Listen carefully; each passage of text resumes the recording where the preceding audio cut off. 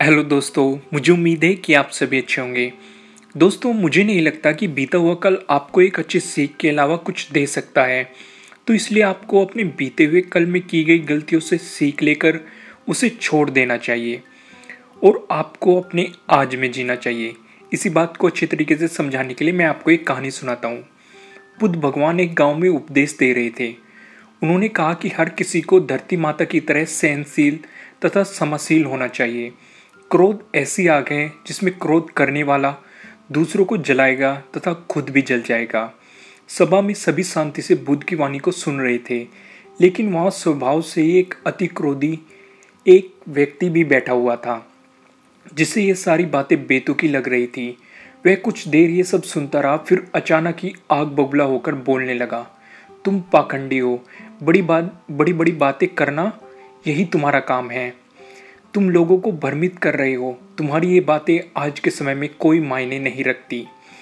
ऐसे कई कटु वचन सुनकर बुद्ध शांत रहे। अपनी बातों से न तो वे दुखी हुए और न ही कोई प्रतिक्रिया की। यह देखकर वह व्यक्ति और भी क्रोधित हो गया और उसने बुद्ध के मुंह पर थूक कर वहां से चला गया। अगले दिन जब वह उस व्यक्ति का क्रोध शांत हो गया तो उसे अपने बुरे व्यवहार के कारण पछतावे की आग में जलना पड़ा और वह उन्हें ढूंढता हुआ उस स्थान पर पहुंचा। पर बुद्ध कहाँ मिलने वाले थे। वह तो अपने शिष्यों के साथ पास वाले एक गांव के लिए निकल चुके थे। व्यक्ति ने बुद्ध के बारे में लोगों से पूछा और ढूंढते ढूंढते जहां बुद्ध प्रवचन कर रहे थे वहां पहुंच गया। उन्हें देखते ही वह उनके चरणों में गिर पड़ा और बोला, मुझे क्षमा कर दीजिए प्रभु। बुद्ध ने कहा, कौन हो भाई, तुम्हें क्या हुआ है, क्यों क्षमा मांग रहे हो? उसने कहा कि क्या आप भूल गए, मैं वही हूँ जिसने कल आपके साथ बहुत बुरा व्यवहार किया था। मैं शर्मिंदा हूँ और मेरे दुष्ट आचरण की क्षमा याचना करने आया हूँ। भगवान बुद्ध ने प्रेम पूर्वक कहा, बीता हुआ कल तुम्हें वहीं छोड़कर आ गया और तुम अभी भी वहां अटके हुए हो।